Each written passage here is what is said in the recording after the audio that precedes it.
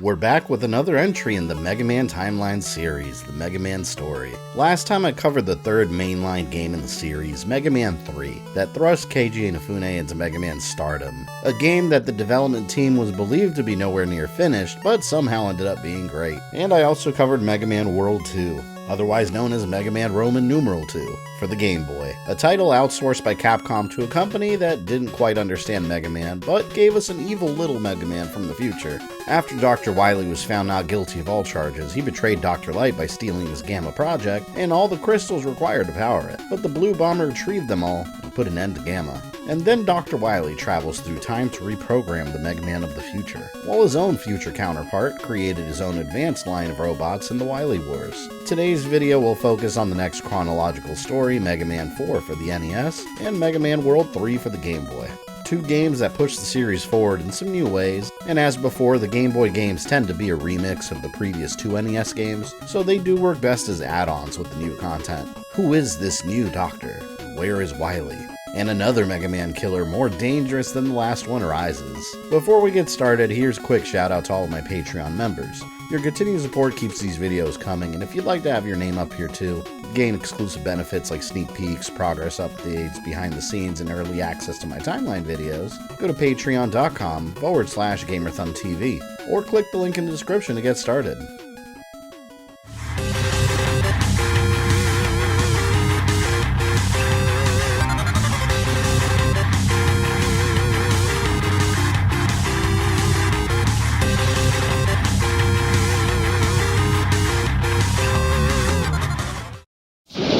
Introducing the next generation from Nintendo. The year is 1991. The video game industry was in full swing, now established as a force that was here to stay. And many heavy hitter franchises were readily pumping out sequel after sequel already. Super Castlevania 4, The Legend of Zelda: A Link to the Past, Final Fantasy 4, among many others. Although the Super Nintendo was available already, the original Nintendo Entertainment System was still the main home of Mega Man, a console that developers were continuing to push its technological limits. The most recent home console Mega Man game released was Mega Man 3. The development team considered it a somewhat unfinished product, but it sold well and fans loved it. A fourth mainline entry was a guarantee. But how does the series continue without getting stale? How can it evolve a bit without becoming unfamiliar to fans? After all, every Mega Man game followed the same trend of beating a level, fight Robot Master, then infiltrate Dr. Wily's castle and beat him. Well, what if Dr. Wily wasn't the only mad scientist creating Robot Masters? What if someone else got to sit in the villain seat for a little bit? That was the idea that spurred the storyline of Mega Man 4. Keiji Inafune returned once again as designer and artist on the upcoming sequel, and he was tasked with creating a new Mega Man villain. And this time he described his experience working on Mega Man 4 as fairly smooth with little problems. With this new villain's design, Inafune created an American scientist much younger than Dr. Light and Dr. Wily called Dr. Weiss. But in this era, Russians were of course popular villains in media, and Dr. Weiss became a Russian scientist, Dr. Mikhail Sergeyevich Cossack. Dr. Cossack for short. The development team also decided to create a female character since so many male characters already existed, and Dr. Cossack's young daughter Kalinka Cossack was created. While the tried and true beat a Robot Master and move on to the next stage gameplay style remained, some additions were included to increase the game's appeal. Aside from Rush, this time Mega Man received a new robot ally, Eddie, an idea that was born in Mega Man 2 but was never used. Eddie is basically a walking robot tin can that opens and gives Mega Man a random item that could either please the player with an extra life, or leave you feeling disappointed with an item you didn't need. Eddie, wake up! No, what day is it? Come on, Eddie, pop your top! Huh? What's this?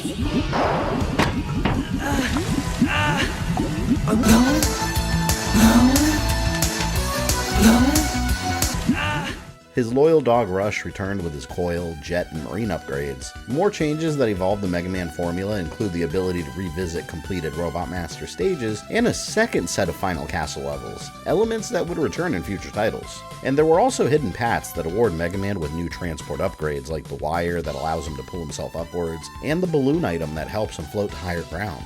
But the biggest game changer in Mega Man 4 that became a series staple moving forward was the chargeable Mega Buster. The idea was created by developer Hayato Kaji, who'd continue working on several Mega Man games in the future. He created an attack that made Mega Man's blast much larger and more powerful by holding down the attack button. To balance out the difficulty, his regular attacks take down only 1 tick of health from bosses, while the charge attack does extra damage. As before, Capcom held a contest for fans to submit boss designs for the new Robot Master line. They received over 70,000 character submissions. The 8 winning boss designs were so impressive that the development team barely made any changes to their appearances, just slight alterations. Mega Man 4 ended up with Bright Man, Toad Man, Drill Man, Pharaoh Man,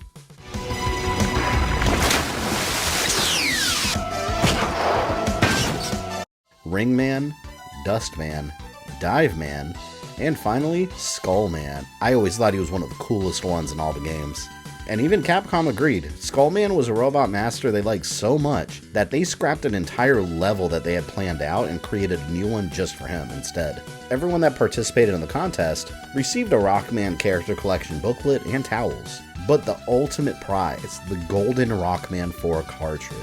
Only 8 of these were made, 1 for each winner of the selected Robot Masters. A prize that is now worth a large price for collectors considering how rare it is, only 8 in the world. Once it was finished, Mega Man 4 released in Japan on December 1991, and North America in the new year of January 1992.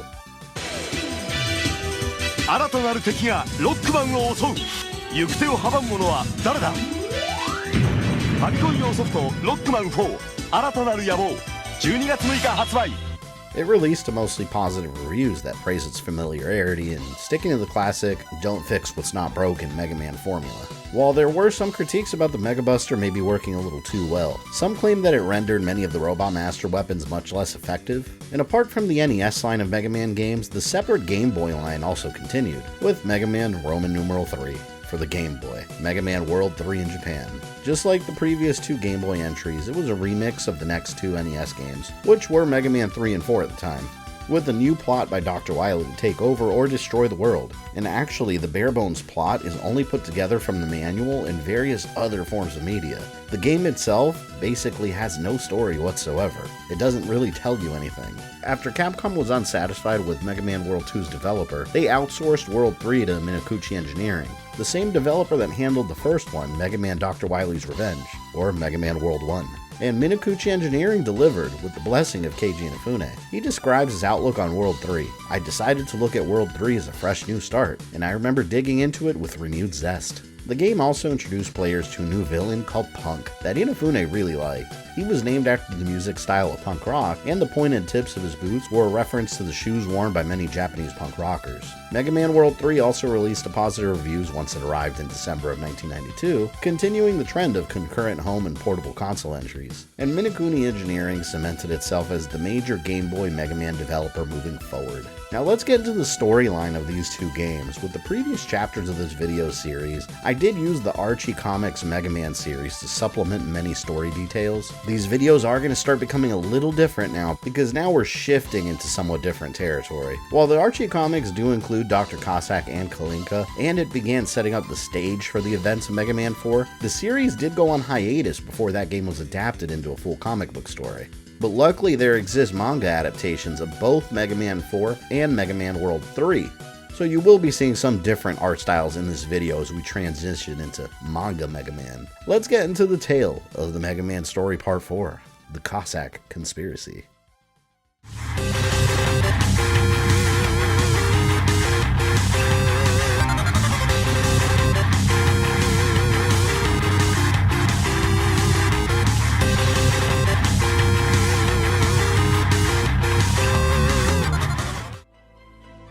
Dr. Wily was defeated once again, after he was found not guilty in a court of law, betrayed Dr. Light by stealing his Gamma peacekeeping weapon, and traveled through time in a plot to destroy Mega Man. The world saw Dr. Wily's true colors. As he escaped in his spacecraft, Mega Man shot him down, sending the craft crashing somewhere in the Earth. The world believed this might have been the end of the Mad Doctor finally, but Mega Man and his allies knew better. Wily was still out there, somewhere, and they had to find him before he can cause more damage. At the same time, the world was quickly evolving since Dr. Light's groundbreaking Robot Masters. Scientists from across the world were creating their own for various purposes.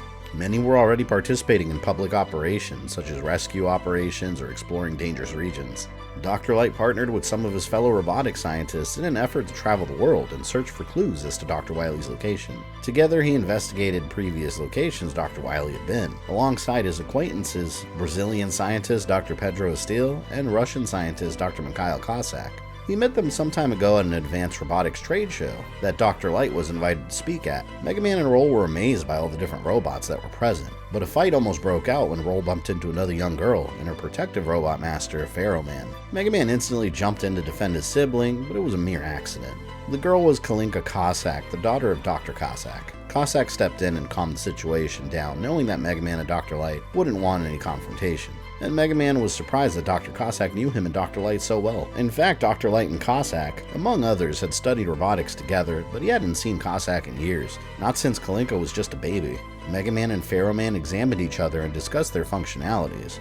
Pharaoh Man was confused why Mega Man wasn't named Copy Man since he was equipped with a copy chip, but since his Mega Buster was his primary weapon, he chose the name Mega Man. During the rest of the evening, Cossack and Light gave speeches discussing the future of robotics, and Dr. Light faced challengers that were concerned about AI beings being treated as humans. Back in the present, in the ruins of one of Wily's old bases, Cossack and Light were in a bitter argument involving Dr. Wily's constant attacks on humanity. Dr. Light argued that it was reasonable to think that Wily was being controlled, as his courtroom defense stated, while Cossack thought it was completely ridiculous to give that notion any thought. To him, it was obvious that Wily was putting on an act, while Light defended him as a troubled man. Dr. Cossack couldn't handle Dr. Light's hopeless optimism anymore, and was thankful that Mega Man was there to save the day. Both doctors sent Mega Man and Cossack's robots, Pharaoh Man and Bright Man, deeper into the ruins. They searched everywhere and there was no sign of Dr. Wily or any clues to his current location, but they did discover one of his greatest war machines that was never activated, and the reason he was barred from studying robotics. Wily's walking tank was armed with incredibly powerful missiles and highly illegal chemical weapons. Dr. Wily was still missing in the wind. All they could do was wait for him to reveal himself to the world again. In the meantime, life went on as normal. Roll developed a love of shopping and collecting things, and Mega Man would escort her back and forth while carrying all of her purchases. Suddenly, a squadron of military jets flew overhead towards explosions that began appearing in multiple parts of the city. Robots were attacking as if a switch had just flipped inside of them, just like when Dr. Wily first betrayed humanity. Had he finally returned? Mega Man and Roll rushed home to see what the news was reporting, and they were shocked and discovered that Wily wasn't the man responsible. It was Dr. Cossack, declaring that Dr. Light had stolen all the glory, although other scientists had also been working in the robotics field. He promised the entire world would soon know his name. From his robotics facility in Siberia, he sent 8 of his robot masters and a robot army out to destroy Mega Man, and prove that Cossack was the greatest robot designer of all time. Light and his family were stunned. Dr. Cossack was a noble man, the complete opposite of Wily. They would have never imagined he would do anything like this, but he sounded just like the Mad Doctor. And Dr. Light knew that Cossack adored his daughter Kalinka. He would never do anything to put her in danger like this. Something had to be wrong with him. Roll tried to reach out to Kalinka, but received no response. They needed answers, but for now, the world needed a Mega Man. By this point, Mega Man accepted that he'd never be a housekeeping robot again. His role in humanity's protection was too vital, and he set out to stop Dr. Cossack alongside Rush. And a new robot companion Dr. Light built him, Eddie. While Rush would aid him in combat and traversal, Eddie would carry supplies that he would need. While Cossack's robot army kept the world distracted, his robot masters protected his robotics facility, where Mega Man believed Cossack was hiding. As he scanned the location for an entry point, he realized how massive the complex was. More of a futuristic working city than a simple compound. With his binoculars, he could see the sheer amount of defenses that Cossack had surrounding it. The only viable way in was underground through the sewers beneath the complex.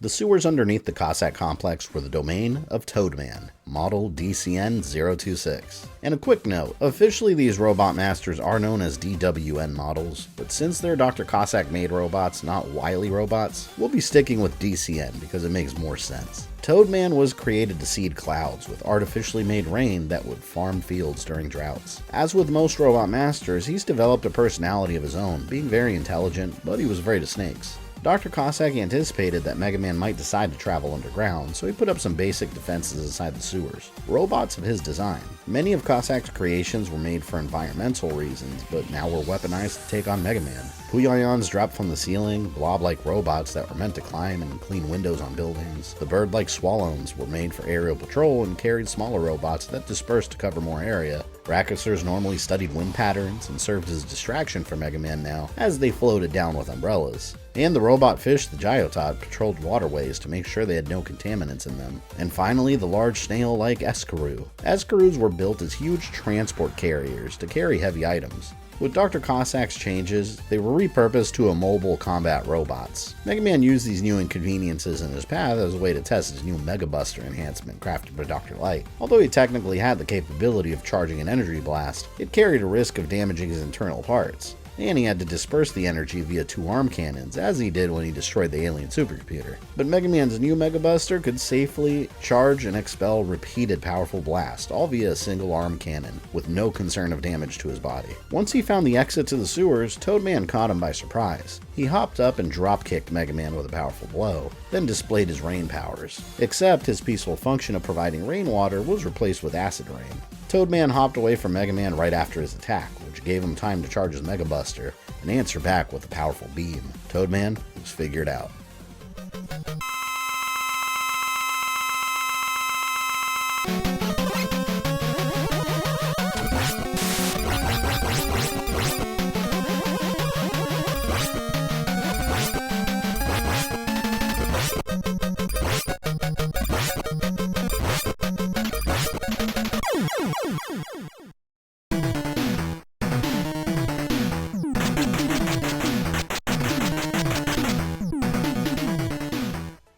Mega Man absorbed Toadman's rain flush. Now he could create his own localized acid rain. He left Toadman in pieces and hoped that Dr. Cossack could repair him, although Toadman was being used to destroy him. The robot masters weren't at fault and couldn't help their own programming. When Mega Man came out of the sewers, he found himself inside the complex, just outside its massive power plant.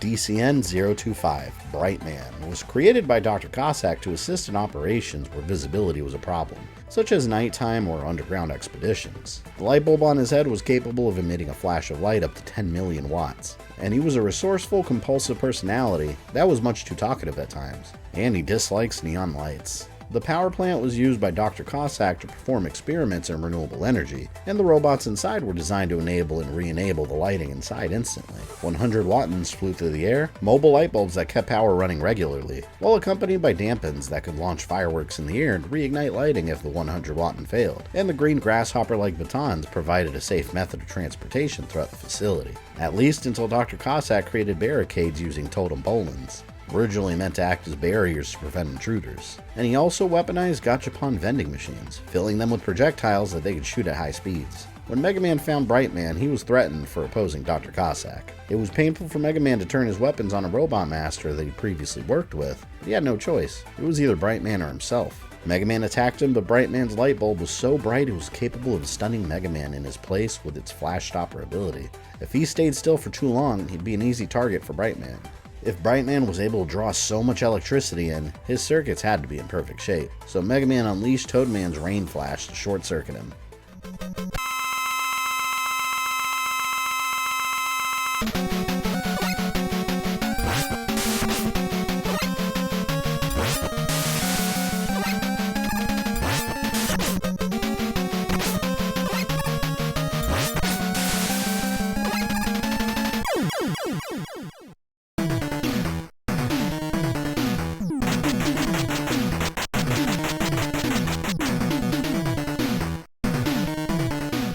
The plan worked, and Brightman was disabled. Mega Man absorbed his flash stopper and continued moving to the power plant's interior. Just beyond, he discovered how strange Dr. Cossack's complex was. What stood before him was an artificial desert. The desert was the home of DCN-028, Pharaoh Man.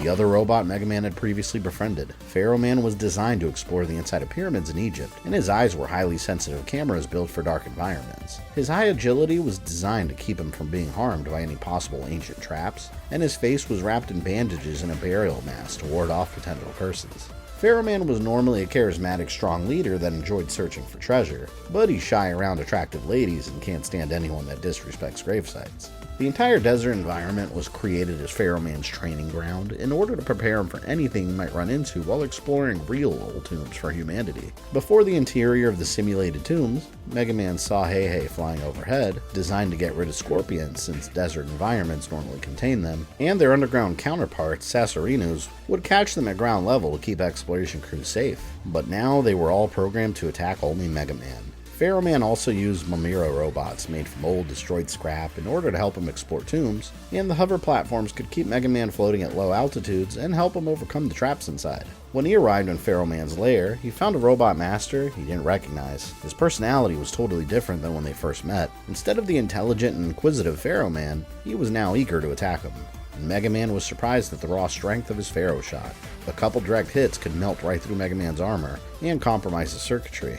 Mega Man's blast also seemed to be ineffective, bouncing right off Pharaoh Man's armor. Dr. Cossack had built a truly effective robot master. The flash stopper was the only way to compromise his movements. If Mega Man could stop him long enough and hit him in the same location multiple times, eventually his armor would give way.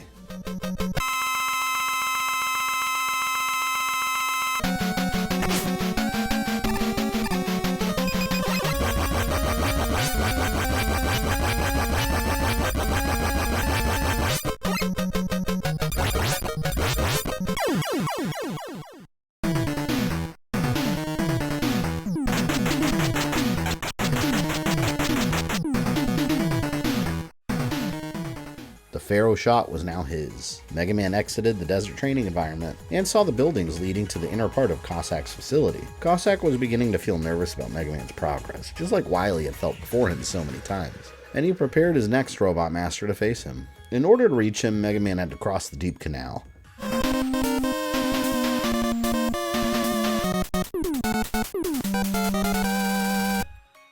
DCN-031, Dive Man, was an expert underwater explorer equipped with advanced AI equivalent to the functions of a small submarine. He grew a love of observing coastal reefs, yet strangely enough, feels disorientation similar to human seasickness. He's also a good listener and dislikes the idea of pirates. The way through the canal was deep and dangerous. Spike traps set by Dr. Cossack could puncture Mega Man's armor in a heartbeat. Floating sea mines would explode when in proximities. Garyobies were equipped with high-speed buzzsaws, but Rush's marine function could get him through much of it without much trouble, although he still had to face many other aquatic threats in the form of robots intended for peaceful underwater activities. With Dr. Cossack's programming, however, their original purpose was lost. The stingray-like mantans were responsible for underwater cleaning, now aimed at attacking Mega Man, and the giant robotic whale, Moby, would have been catching fish in the ocean for market. Instead, it was equipped with military-grade missiles, and the Jumbig was created to be an automatic press machine. Now with spikes added to the bottom platform, it could easily rip through Mega Man's armor. Dr. Cossack's worry was justified, as it was nowhere near enough to stop Mega Man from reaching Dive Man. But Dive Man was ready. He got Mega Man by surprise with one of his high-speed underwater spinning attacks, and pummeled right into his back. His full-power screw attack. And Dive Man using it continuously was a big mistake, as Mega Man had become an expert for some time now reading his opponent's movements and learning how to counter them. Dive Man was vulnerable just after using his spin attack, leaving just enough time for Mega Man to unleash.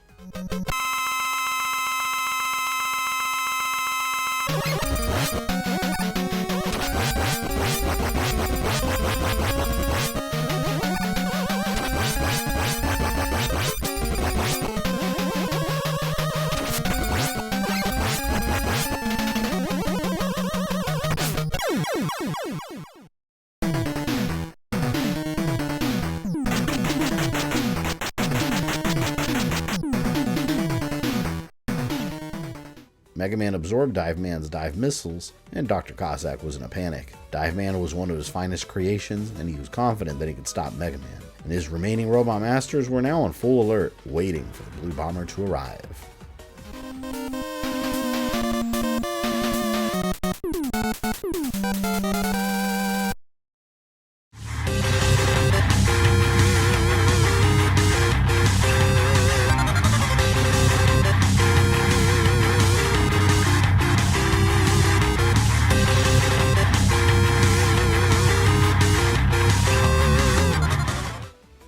Mega Man arrived in the next area, he was almost crushed immediately. Luckily, he was able to slide out of the way quickly. The domain of DCN-030, Dustman. Much like Mega Man, Dustman was designed as a housekeeping robot, specifically meant to clean. The large vacuum on top of his head could inhale junk at high speeds and crush it into more compact garbage to save space. He enjoys eating objects as much as he can, but he hates inhaling pollen. He was waiting for Mega Man somewhere in this equivalent to a landfill. Cossack's experiments resulted in massive amounts of scrap metal and various pieces of equipment that had to be retired, so giant crushers would keep the garbage from overflowing. While dodging the countless number of garbage crushers all over the facility, Mega Man also had to maneuver around shield attackers, robots armed with defensive shields in the front. The Ladybug-like Takatentos patrolled the area, watching and reporting Mega Man's movements to Dustman, and upgraded metals. The metal X's could walk, jump, or spin, while firing projectiles. Inside Dustman's lair, a powerful wind blasted Mega Man. He could barely keep his footing. Then suddenly the wind turned into a suction.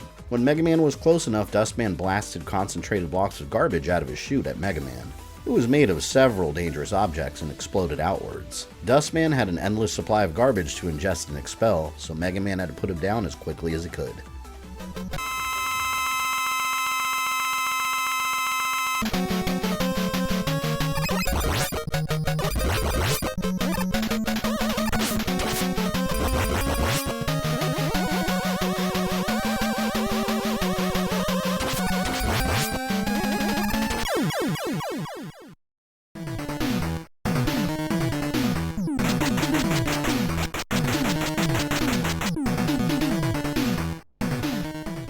The Dust Crusher was now Mega Man's power. Mega Man continued traveling through the complex and noticed his enemies were becoming more dangerous, meaning that he must have been getting close to Cossack's main headquarters. While he was swinging around the city with his wire attachment, he was attacked by a group of Skeleton Joes. Sniper Joes that could fall apart and rebuild themselves. They were drawing him into the next region.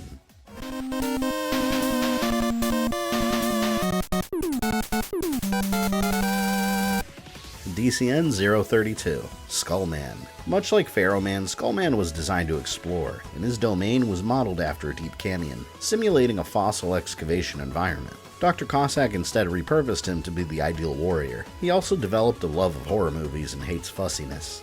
The simulated fossil canyon contained super ball machines, cannons that fired multiple projectiles, and luckily, since it was a training environment, they were armed with rubber balls instead of military tech. Aerial patrol robots, the Togeheroes, were programmed to knock Mega Man back from his path into the canyon below. Skullmet cannons were a bit more dangerous, equipped with an armored backside, and only had a vulnerable eyeball. And the worm-like Imorums slithered around the area. Skullman was eager to face Mega Man and prove himself in battle. He rushed the Blue Bomber and activated his Skull Barrier, which made him immune to many of Mega Man's attacks.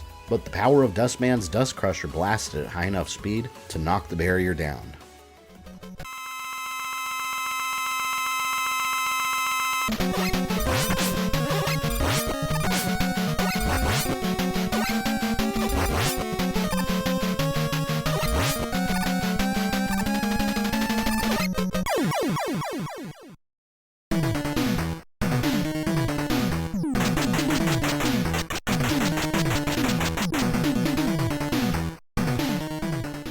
Mega Man absorbed the Skull Barrier, and a route opened that took him deeper inside the canyon, deep into the rocks below. Unknown to Mega Man, his brother Proto Man had been secretly watching him from the sidelines the entire time, both impressed and entertained by Mega Man's progress. He'd been following the Cossack situation closely and gathered intel, while Mega Man blasted through the Robot Masters.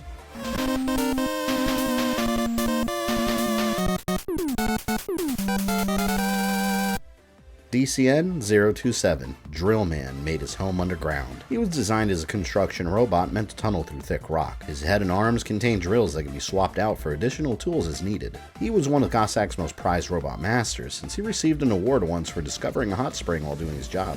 His one flaw is that he hates planning ahead of time and takes on too many projects at once, rarely completing one before moving on to another. The obstacles awaiting Mega Man underground risked the entire cavern collapsing. Boulders were already falling from the ceiling and threatening to crush Mega Man under their weight. More flying surveillance bots watched him. The helipons meant for cave exploration, and more cannons were placed in his path. This time, Picado 24 cannons that could cover themselves with an impenetrable shield. And monorotors, designed for robot street races, were reprogrammed to drive directly into Mega Man. When Mega Man confronted Drill Man, much like Dive Man, he was caught off guard. He came from underneath him and drilled right into his his body. Somehow Mega Man was able to break free before his powerful drills can break through his armor, then immediately counter Drill Man with a series of blasts.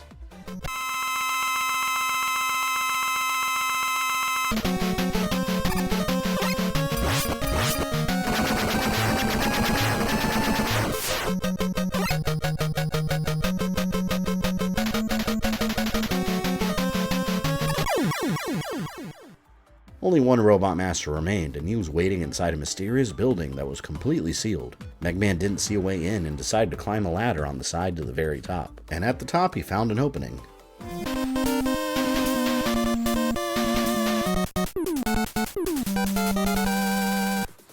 DCN-029, Ringman. His domain was another simulated environment, designed to simulate the upper atmosphere and space. Ringman was one of Cossack's newer Robot Masters and had yet to have a purpose assigned. Perhaps he could have helped with space exploration in some low-gravity environments, but Cossack fitted him for combat against Mega Man instead.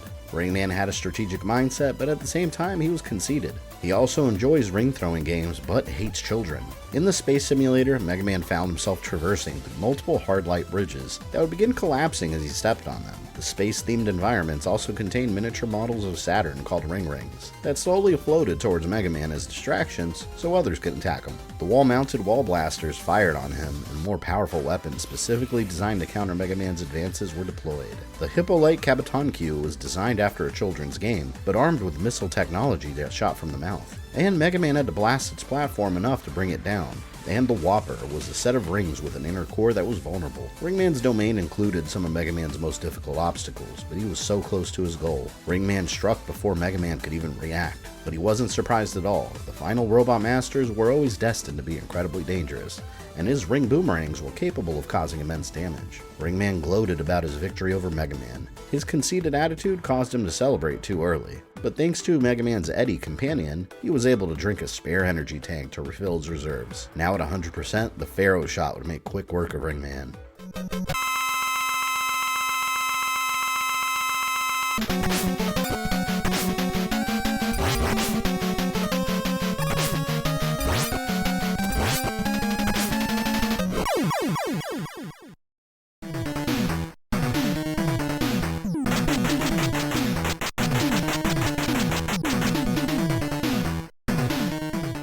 Mega Man absorbed the powerful ring boomerang and reflected on his most powerful opponents. It was always their own pride that brought them down. Dr. Cossack was quickly running out of defenses, never anticipating that Mega Man would crush his Robot Masters. Mega Man flew his rush jet through the tunnels directly to the inner sanctum of Cossack's complex. It was a long stretch of tunnels that led to a forest, and when he arrived at his destination, he found Cossack's castle, his main base of operations.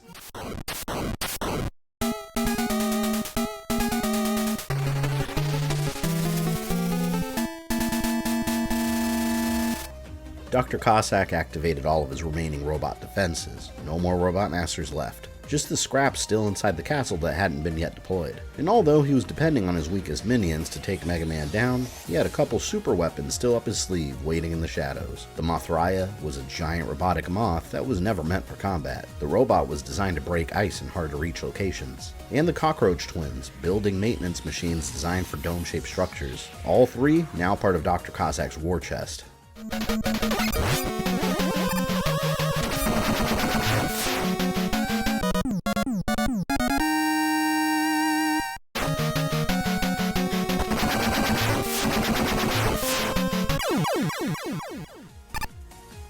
And Cossack's final defender, the Square Machine. It was designed as a security measure for important locations such as mother computers that control large parts of city functions. The Square Machine split into multiple shutters in order to protect whatever was placed in its interior. Mega Man struggled to avoid a collision with its fast-moving pieces, and he jumped inside as a means to escape. Cossack turned the inside into a death trap for Mega Man, but the Square Machine core was also unprotected.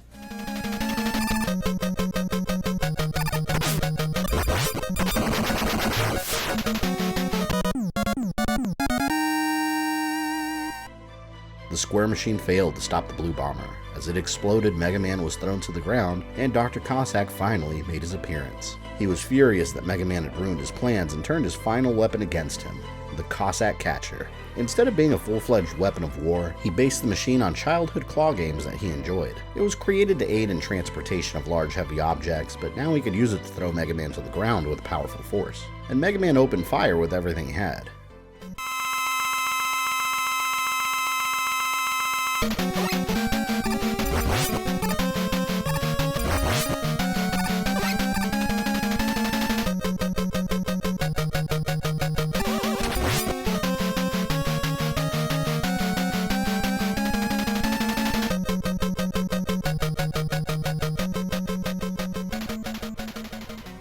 Dr. Cossack was defeated, but before Mega Man would finish the battle, his daughter Kalinka suddenly appeared with Proto Man, and the truth was finally revealed. Kalinka begged Mega Man to stop and claimed that her father wanted none of this. It was all Dr. Wily. One day, Kalinka was in the playground playing with other children, and a talking robot bird suddenly appeared. Like any curious child, Kalinka went over to interact with it. The robot bird was actually Reggae, a pet bird that Dr. Wily created for himself. When Kalinka got close, he attached a teleporter on her, and they both vanished. She found herself alone and watched over by Reggae and surrounded by toys, an effort by Dr. Wily to keep her calm. Then Dr. Wily captured Cossack's robot masters and reprogrammed them just like he had done with Dr. Light's original line. Since Wily's last attempt to take over the world, Breakman left his persona behind and vowed to discover the truth while his brother took down the robot masters. Stealthily from the shadows, Proto Man discovered that Kalinka had been kidnapped and broke into Wily's new castle to rescue her. Dr. Cossack was relieved to see his daughter and immediately stopped any attempt on Mega Man's life. He would have never turned his machines on the hero that saved the world from Dr. Wily, but he had no choice once his daughter was taken. He self-destructed the Cossack Catcher and dropped down to be with his daughter. And suddenly, Wily appeared. He was furious that Proto Man had betrayed him so deeply after it repaired his flaws, possibly hating him every bit as much as he hated Mega Man. He threatened to destroy them and swore that his plot was far from over, retreating to his base of operations.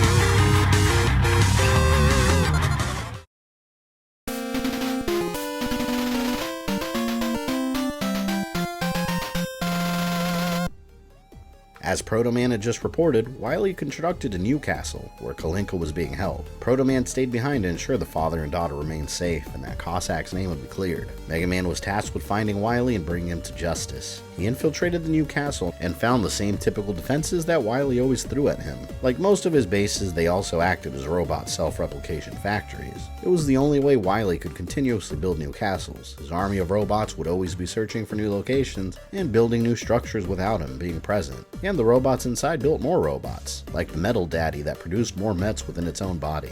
Dr. Wily also stole and reprogrammed a Taco Trash, an industrial garbage disposal unit that fired concentrated balls of waste at Mega Man and missiles Wily armed it with. In a final disrespect to Dr. Cossack's work, Wily didn't only capture and reprogram his DCN line of robot masters, he also used his machines to create his own Wily number copies. Wily's ego made him believe that he was the ultimate genius, but he saw the value in other scientists' creations. His version of Cossack's robot masters were devoid of personality and more aggressive, simple weapons of war that would attack Mega Man at once.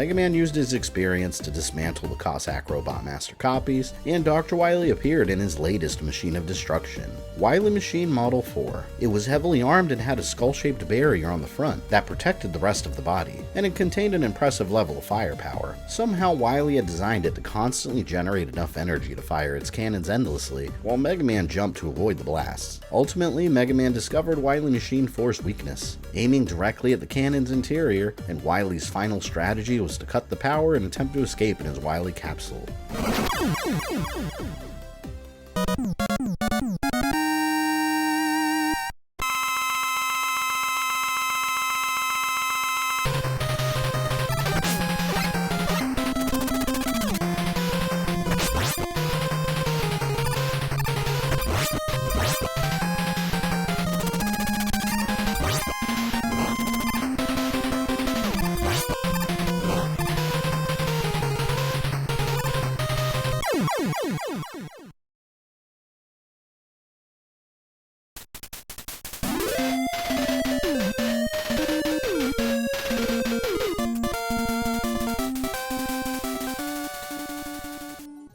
When the power went out, Mega Man struck quickly with the Pharaoh shot and destroyed the capsule, but Dr. Wily would not be captured that day. He activated the entire base's self-destruct sequence and escaped via a false wall. He cursed Mega Man while the castle collapsed, and Mega Man teleported away before he could be caught in the falling structure. The Cossack family was safe, and their name was cleared of any wrongdoing. Mega Man took a train ride home while pondering his next steps. Wily was still out there and actively putting the world in danger. When he returned home, he witnessed how correct he was. He was welcomed by complete chaos. The city was in complete havoc while robots everywhere were turning on humans, smashing buildings and attacking anyone in their path.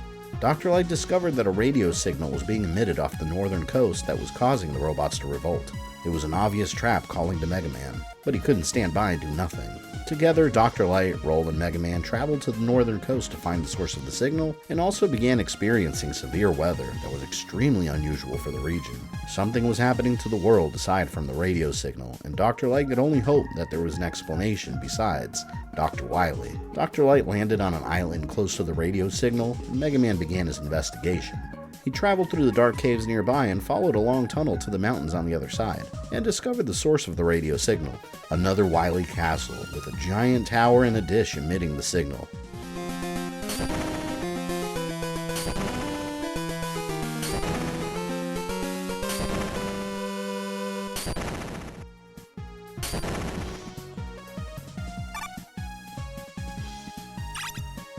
Mega Man traveled inside, and from the castle's security room, copies of the previous Robot Masters Mega Man faced noticed there was an intruder. Wily knew the copies were nowhere near as effective as the originals, but he needed some sort of security in place. When Mega Man entered the castle, the Skullman copy was the first one to confront him.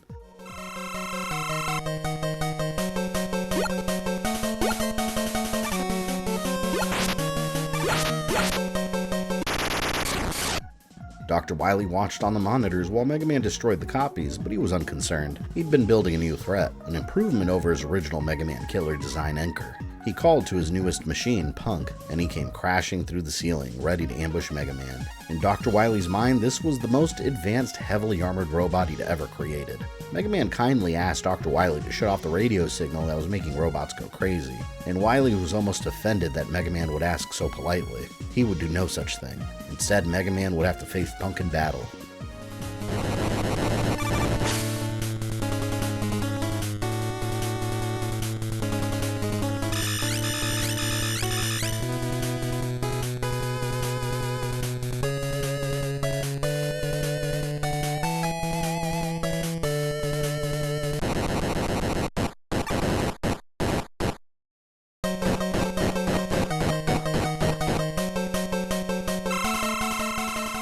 Punk, MKN-002, was bigger and stronger than Anchor. While Anchor was agile and fast, Punk was bulkier without sacrificing speed. Punk had confidence in his strength and preferred his fights to be fair, although he did have a habit of misunderstanding things and doesn't like parent-teacher organizations, possibly due to his rebellious nature. This fight with Mega Man was a fight to the finish. Punk rolled into a compact ball immune to fire and covered in sharp spikes and rammed into Mega Man at full speed. The surprise attack had incredible strength, and Dr. Wily watched from above with glee.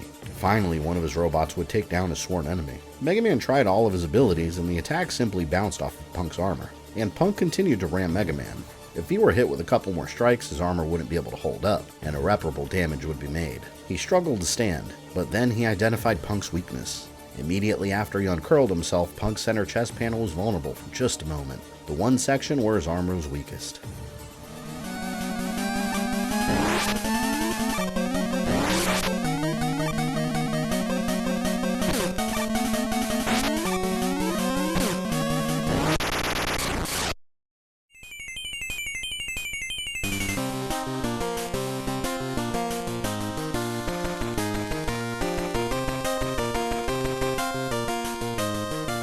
The second Mega Man killer had failed, and Mega Man absorbed his Screw Crusher attack. When the battle was over, Wily was gone and the castle's self-destruct was activated. Mega Man reported back to Dr. Light that the situation was over. The radio signal was disabled.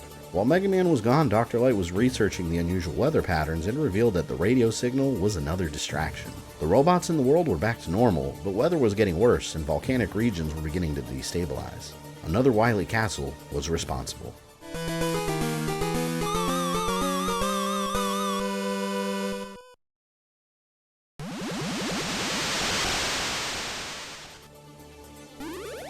Wily's final base was actually a repurposed oil platform that his robot army took over. He was able to build and power his Wily Machine 4 using the energy generated here. After taking it over and building a Wily castle around it, he used the machinery inside to drill for energy deep within the earth, deeper than was deemed safe. Wily was extracting too much energy, too deep and compromising the Earth's core. And an experimental supercomputer that controlled artificial weather was located inside and compromised by Wily. If he wasn't stopped, the entire planet could fall apart. While Mega Man stormed the base, Wily made a run for his latest war machine in preparation for Mega Man's arrival. Only a giant Susie stood in his way, a bigger, angrier version of the many Susies he destroyed time and time again. It was a threat Wily expected to be taken down by Mega Man easily, but it gave him just enough time to prepare the new Wily machine. Fully armored and equipped with bottom spikes that can crush Mega Man with its hydraulic pressure system. And the military-grade rockets would ensure that the Blue Bomber would make a mistake. But Wily unintentionally gave Mega Man the weapon that he needed to cut through. The only thing powerful enough to break through the top was Punk's Screw Crusher, the weapon Mega Man now had in his arsenal.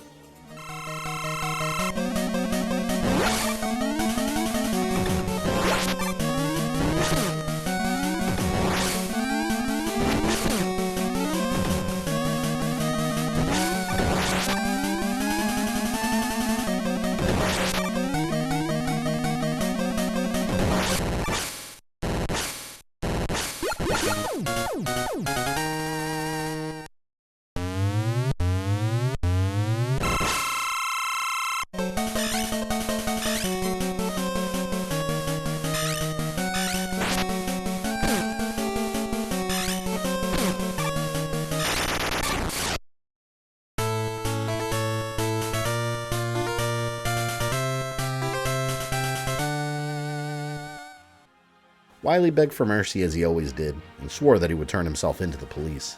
As Mega Man prepared to grab him and teleport him away, Dr. Wily bounced up into an escape capsule and self-destructed the oil platform base. He understood Mega Man's good nature and was learning how to take advantage of it to ensure his escapes. Dr. Wily was gone, lost in the wind to an unknown location. But Mega Man would be ready for his reappearance. With the weather-controlling supercomputer destroyed, the weather cycle returned to normal. It was a solid victory for Mega Man and the world, but the Blue Bomber couldn't help but dread whatever Dr. Wily was plotting next. But join me next time for the Mega Man story, Chapter 5, Attack of the Proto-Army. The world is at peace for a time, until robots once again turn against their human creators. But there's no sign of Dr. Wily's involvement. Impossibly, it seems that Proto Man is behind the attacks. Why would Mega Man's brother suddenly turn? And when Dr. Wily reappears, he attacks the annual World Robot Expo and develops an incredible space-based weapon. And Mega Man comes face to face with the final and most dangerous Mega Man killer.